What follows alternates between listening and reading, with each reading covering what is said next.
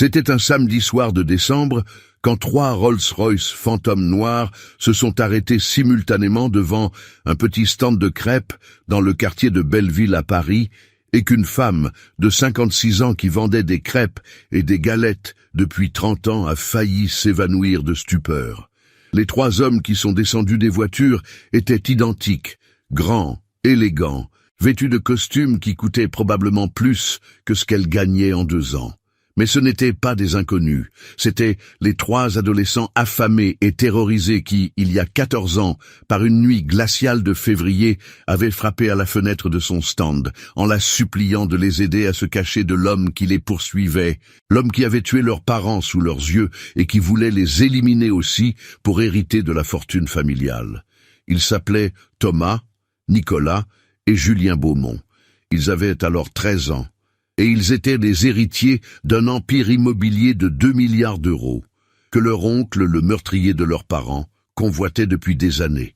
Cette nuit-là, Madeleine Dupont, une simple vendeuse de crêpes qui vivait seule avec son chat dans un minuscule appartement du 20e arrondissement, avait fait un choix qui aurait pu lui coûter la vie. Elle les avait cachés. Elle avait menti à la police corrompue par leur oncle. Et elle avait trouvé le moyen de les faire sortir de Paris pour les mettre en sécurité. Et maintenant, 14 ans plus tard, ces 3 garçons étaient revenus, mais pas pour une crêpe. Ils étaient revenus pour rembourser une dette qui n'avait pas de prix. Si tu es prêt pour cette histoire, écris dans les commentaires d'où tu regardes cette vidéo. Le stand de crêpes de Madeleine Dupont occupait un coin particulièrement stratégique et bien situé de la pittoresque rue de Belleville, dans le 20e arrondissement de Paris, l'un des tout derniers quartiers véritablement populaires et authentiques de la capitale française. Un endroit unique et attachant où les vieilles familles ouvrières parisiennes, dont les racines remontaient parfois à plusieurs générations, côtoyaient encore harmonieusement les immigrés de toutes origines venus du monde entier chercher une vie meilleure. Les artistes fauchés mais passionnés qui ne pouvaient pas se permettre les ateliers des quartiers plus chics, les étudiants perpétuellement sans le sou qui survivaient de petits boulots et de rêves, et tous ceux qui, pour une raison ou une autre, ne pouvaient absolument pas se permettre les loyers astronomiques et prohibitifs des arrondissements plus bourgeois et plus touristiques de la ville lumière. Le stand lui-même était modeste dans ses dimensions, mais impeccablement tenu, avec une fierté artisanale évidente, avec une grande plaque de cuisson en fonte noire traditionnelle qui brillait d'un éclat parfait sous les lumières orangées des réverbères de la rue parisienne. Une vitrine réfrigérée, soigneusement organisée, contenant toutes les garnitures fraîches et de qualité que Madeleine préparait elle-même chaque matin avant l'aube, avec un soin méticuleux. Et une petite étagère en bois rustique où s'alignaient fièrement les bouteilles de cidre breton authentique qu'elle faisait venir spécialement de sa Bretagne natale, et qu'elle proposait pour accompagner ses galettes de sarrasin selon la tradition ancestrale de sa région d'origine. L'odeur irrésistible et réconfortante de beurre salé fondu et de pâtes délicatement dorées, qui s'échappait généreusement de son stand, attirait les passants affamés et les habitués fidèles depuis maintenant 3 décennies complètes, faisant de ce petit coin modeste de Belleville un véritable point de repère gastronomique et social pour absolument tous les habitants du quartier, qu'ils soient nés ici ou arrivés de l'autre bout du monde. Madeleine avait 56 ans en cette nuit fatidique et glaciale de février, 14 ans exactement avant l'arrivée spectaculaire des 3 Rolls-Royce devant son stand. C'était une femme simple, née dans un petit village de Bretagne près de Quimper, eux qui étaient venus à Paris à 18 ans avec le rêve de devenir actrice et qui avaient fini par vendre des crêpes dans la rue après que ce rêve s'était brisé contre la réalité impitoyable de l'industrie du spectacle. Elle avait été mariée une fois à un homme charmant qui s'était révélé être un joueur compulsif et qui l'avait quitté après avoir dilapidé toutes leurs économies dans les casinos. Elle n'avait pas eu d'enfant, une douleur secrète qu'elle portait depuis des années et qui s'était transformée avec le temps en une acceptation mélancolique de son destin solitaire. Sa seule compagnie était un vieux chat roux, nommé Gavroche, comme le personnage de Victor Hugo qui l'attendait chaque soir dans son petit appartement sous les toits. En cette nuit glaciale de février, il était presque minuit et Madeleine était sur le point de fermer son stand quand elle les vit. 3 adolescents identiques, visiblement des triplés, qui couraient dans la rue comme si leur vie en dépendait. Ils étaient bien habillés, ce qui contrastait étrangement avec leur état de panique absolue, et le plus grand des 3 avait du sang sur la chemise, un sang qui ne semblait pas être le sien. Ils se sont arrêtés devant son stand, haletants, terrifiés, et l'un d'eux l'a supplié en chuchotant de les aider, de les cacher, parce qu'un homme les poursuivait, un homme qui venait de tuer leurs parents et qui voulait les tuer aussi. Madeleine a regardé ses 3 enfants, ces 3 garçons qui avaient de l'âge qu'auraient eu ses propres enfants si elle en avait eu, et elle a vu dans leurs yeux une terreur qui ne pouvait pas être feinte. Elle a pris sa décision en une fraction de seconde. Thomas, Nicolas et Julien Beaumont étaient nés le 22 juin de l'année 2002 dans le cadre luxueux et prestigieux de la célèbre clinique américaine de Neuilly-sur-Seine, l'un des établissements médicaux les plus réputés, les plus exclusifs et les plus onéreux de toute la France, comme il convenait parfaitement aux héritiers légitimes de l'une des plus grandes et des plus anciennes fortunes immobilières du pays, une fortune bâtie sur 3 générations de travail acharné, de vision entrepreneuriale et d'investissement judicieux dans le marché immobilier français. Leur père, Philippe Beaumont, était le fondateur visionnaire et le président respecté du puissant groupe Beaumont, un véritable empire immobilier tentaculaire qui possédait des centaines d'immeubles résidentiels et commerciaux prestigieux dans Paris intramuros, à Lyon, Marseille, Bordeaux, Nice et dans pratiquement toutes les grandes villes de France, ainsi que des propriétés de grand prestige et de grande valeur dans des métropoles internationales comme Londres, New York, Dubaï et Hong Kong. La fortune familiale totale était estimée par les magazines économiques à plus de 2 milliards d'euros en actifs immobiliers et financiers. Une somme absolument colossale qui faisait des Beaumont l'une des familles les plus riches et les plus influentes de France, et qui attirait inévitablement et malheureusement la convoitise malsaine, la jalousie dévorante, et parfois même la haine de ceux qui n'avaient pas eu la même chance dans la vie.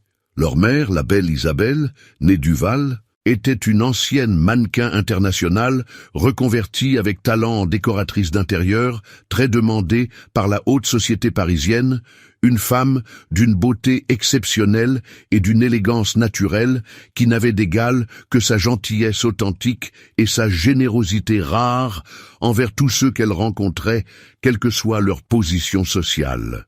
Elle leur avait appris la valeur du travail, le respect des autres, quelle que soit leur condition sociale, et l'importance de la générosité envers ceux qui avaient moins de chance qu'eux. Les 3 garçons avaient grandi dans un hôtel particulier du 16e arrondissement, entouré de luxe, mais aussi d'amour, car malgré leurs obligations professionnelles et sociales, Philippe et Isabelle avaient toujours fait de leur fils leur priorité absolue. Ils passaient leurs vacances en famille dans leur villa de Saint-Tropez, leurs week-ends dans leur château en Normandie, et chaque soir, peu importe à quel point ils étaient fatigués, les parents prenaient le temps de border leurs 3 garçons et de leur lire une histoire. Mais il y avait une ombre dans ce tableau parfait. Cette ombre s'appelait Victor Beaumont, le frère cadet de Philippe. Victor avait toujours vécu dans l'ombre de son frère aîné, toujours jaloux de sa réussite, de son charisme, de sa capacité à tout transformer en or. Quand leur père était mort et avait laissé le contrôle du groupe Beaumont à Philippe plutôt qu'à lui, Victor avait juré de se venger. Il avait passé des années à attendre son heure, à planifier, à manipuler, à placer ses pions. Et cette nuit de février, 14 ans avant l'arrivée des Rolls-Royce devant le stand de Madeleine, Victor avait finalement mis son plan à exécution. Il avait engagé 2 hommes pour s'introduire dans l'hôtel particulier des Beaumont pendant un dîner de famille. Les hommes avaient neutralisé le personnel de sécurité, ils avaient fait irruption dans la salle à manger, et sous les yeux horrifiés des 3 triplés de 13 ans, ils avaient abattu Philippe et Isabelle de sang-froid. Les garçons n'avaient survécu que parce que l'un des tueurs avait hésité à tirer sur des enfants, une hésitation d'une seconde qui leur avait permis de s'enfuir par une porte de service que leur mère leur avait montrée des années plus tôt, en cas d'urgence.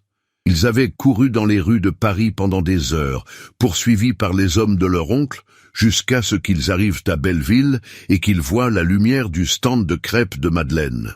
Quand les trois garçons terrorisés eurent finalement terminé de lui raconter leur histoire, absolument terrifiante, dans le minuscule espace confiné et mal éclairé situé derrière son stand de crêpes, parlant à voix basse, de peur d'être entendu par d'éventuels poursuivants, Madeleine se retrouva soudainement confrontée à un dilemme moral d'une gravité extrême qui aurait fait hésiter longuement et profondément absolument n'importe quelle personne sensée se trouvant dans sa situation. La chose logique, rationnelle et légalement correcte à faire dans une telle situation était indiscutablement d'appeler immédiatement la police nationale. 3 enfants mineurs qui prétendaient avec des tremblements dans la voix que leurs propres parents venaient d'être sauvagement assassinés devant leurs yeux et qu'ils étaient activement poursuivis à travers les rues de Paris par des tueurs professionnels à la solde de leur oncle, c'était exactement et précisément le genre de situation extraordinairement grave et dangereuse qui nécessitait de toute évidence l'intervention urgente et immédiate des autorités compétentes.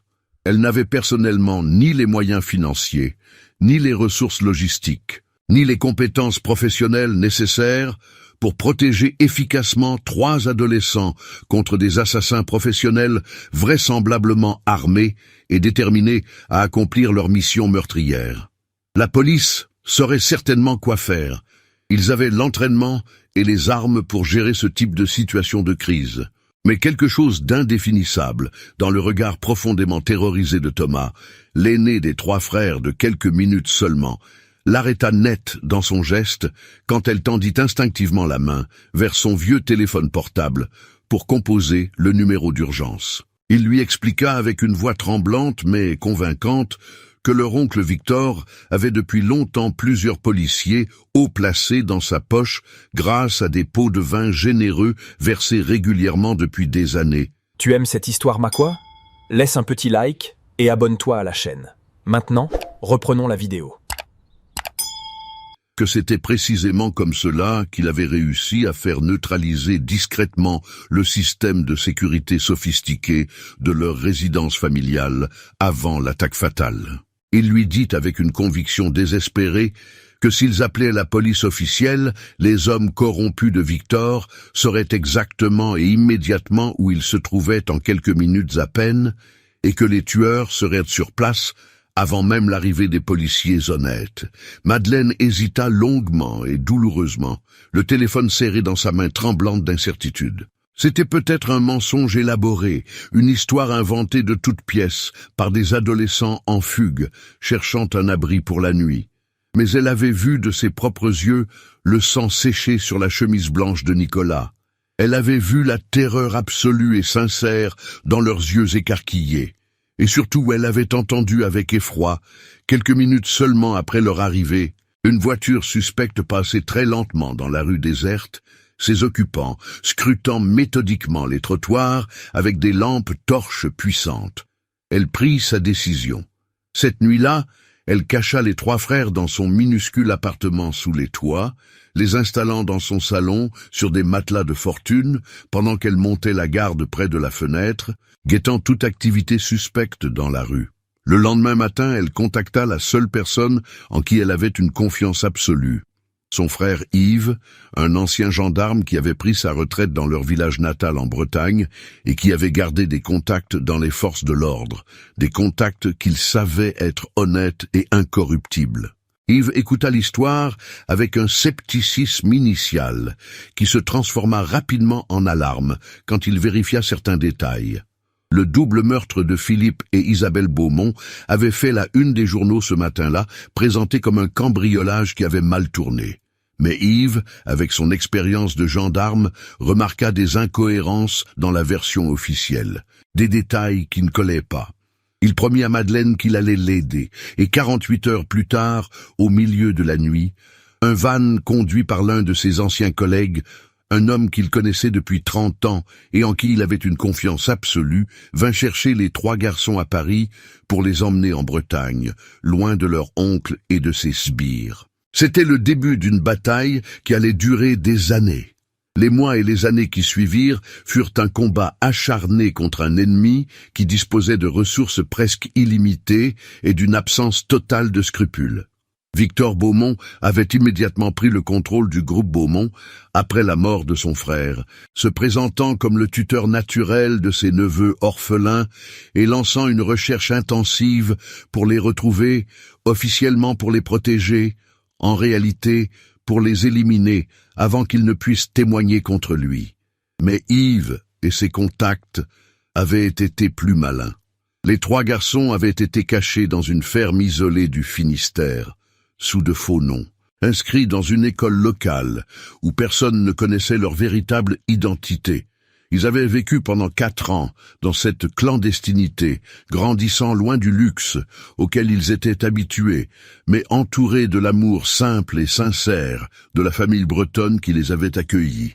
Pendant ce temps, Yves et un petit groupe d'enquêteurs incorruptibles construisaient patiemment un dossier contre Victor. Ils rassemblaient des preuves, interrogeaient des témoins, suivaient les traces de l'argent qui avait payé les tueurs. C'était un travail dangereux, et 2 des enquêteurs reçurent des menaces de mort qui les obligèrent à déménager leur famille. Madeleine, quant à elle, paya le prix de son courage. Son stand fut vandalisé à plusieurs reprises. Elle reçut des lettres anonymes, menaçantes. Un soir, 2 hommes la suivirent jusqu'à chez elle avant de disparaître dans la nuit quand un voisin sortit promener son chien. Elle savait que c'étaient les hommes de Victor, qu'ils essayaient de l'intimider pour qu'elle révèle où étaient les garçons. Elle ne dit jamais rien. Finalement, 4 ans après cette nuit fatidique, le dossier fut suffisamment solide pour être présenté à un juge d'instruction. Victor Beaumont fut arrêté à son bureau du groupe Beaumont, devant les caméras de télévision qui avaient été mystérieusement prévenues de l'opération. Le procès dura 8 mois et fut l'un des plus médiatisés de l'histoire judiciaire française. Thomas, Nicolas et Julien, maintenant âgés de 17 ans, témoignèrent contre leur oncle, racontant dans le détail l'horreur de cette nuit où ils avaient vu leurs parents mourir. Leur témoignage, combiné aux preuves accumulées par Yves et son équipe, fut accablant. Victor Beaumont fut condamné à la réclusion criminelle à perpétuité pour le double meurtre de son frère et de sa belle-sœur, ainsi que pour tentative de meurtre sur ses 3 neveux. Les 3 frères, enfin libres et en sécurité, héritèrent de l'empire familial et des 2 milliards d'euros que leur oncle avait convoités. Quand Thomas, Nicolas et Julien Beaumont prirent officiellement le contrôle du groupe Beaumont à leur majorité, beaucoup s'attendaient à ce qu'ils vendent l'entreprise et vivent de leur rente, traumatisés par tout ce qu'ils avaient vécu et désireux de tourner la page. Ils firent exactement le contraire. Les 3 frères avaient été transformés par leurs années en Bretagne, par la simplicité de la vie à la ferme, par les valeurs de travail et d'honnêteté que leur famille d'accueil leur avait inculquées. Ils n'avaient pas oublié d'où ils venaient, mais ils avaient appris que la richesse ne signifiait rien sans un but, sans une mission. Ils décidèrent de faire du groupe Beaumont un modèle d'entreprise responsable et éthique. Sous leur direction, le groupe se transforma radicalement.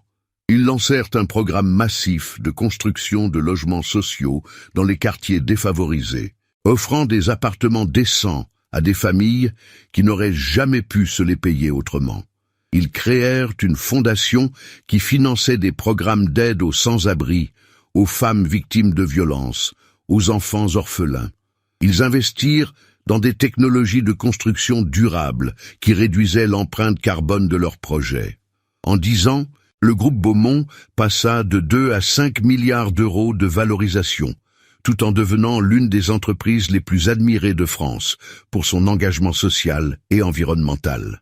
Les 3 frères furent célébrés dans les médias comme les exemples d'une nouvelle génération de milliardaires conscients de leurs responsabilités envers la société.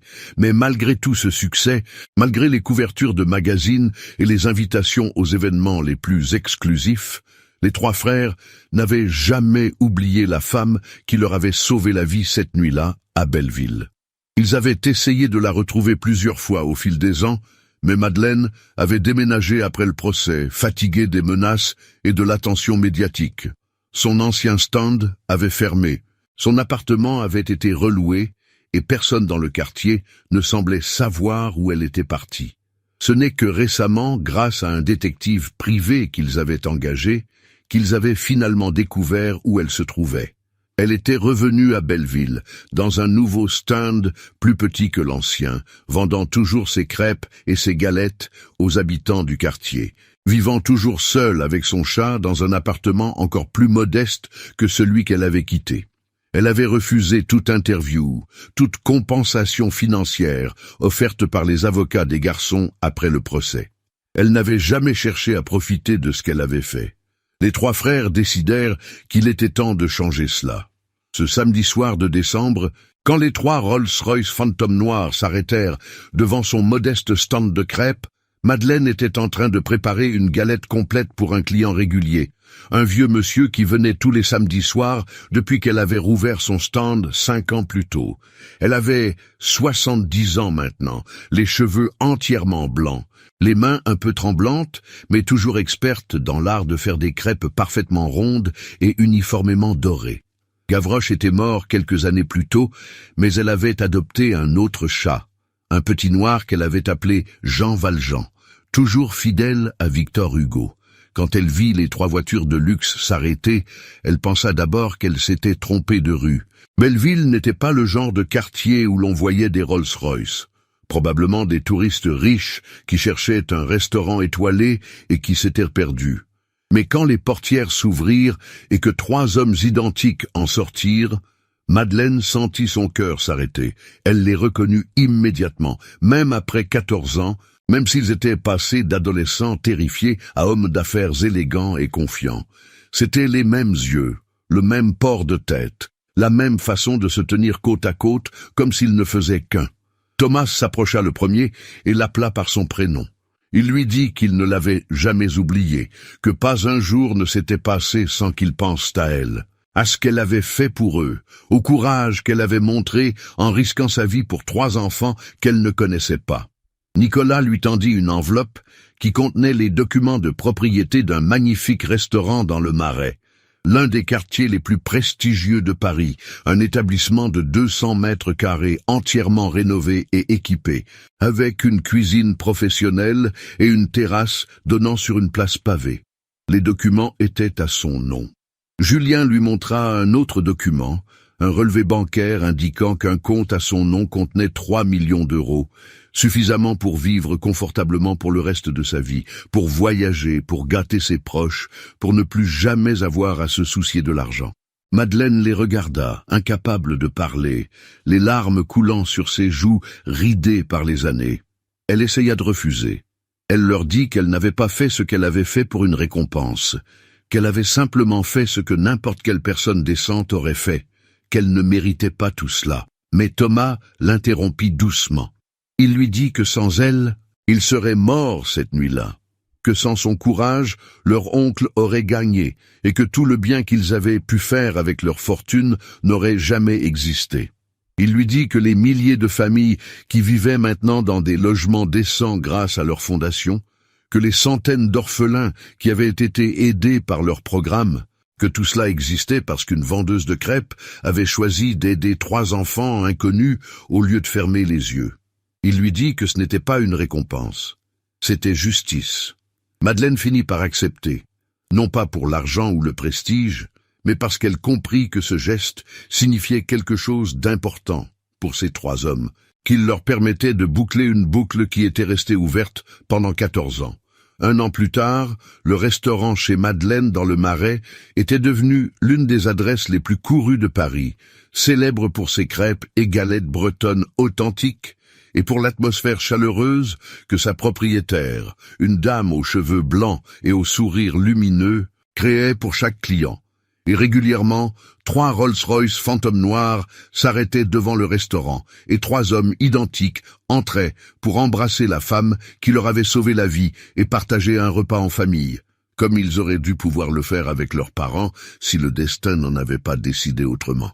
Si cette histoire t'a rappelé que la bonté n'est jamais perdue, que le bien que nous faisons revient toujours vers nous de manière que nous ne pouvons pas prévoir, et que parfois les personnes les plus humbles sont celles qui ont le cœur le plus grand, laisse une petite trace de ton passage ici en dessous, un geste simple qui signifie beaucoup pour celui qui crée ses récits avec le cœur. Et si tu es resté jusqu'à la fin, si tu as choisi d'accompagner Madeleine et les 3 frères à travers 14 années de séparation et de retrouvailles, alors cette histoire vit maintenant aussi en toi. Parce que les histoires les plus puissantes ne parlent pas seulement de richesse ou de justice. Elles parlent de personnes qui choisissent de faire ce qui est juste, même quand c'est dangereux. De graines plantées dans des moments de terreur qui fleurissent en quelque chose de beau, et de gratitude qui trouve toujours son chemin pour rentrer à la maison.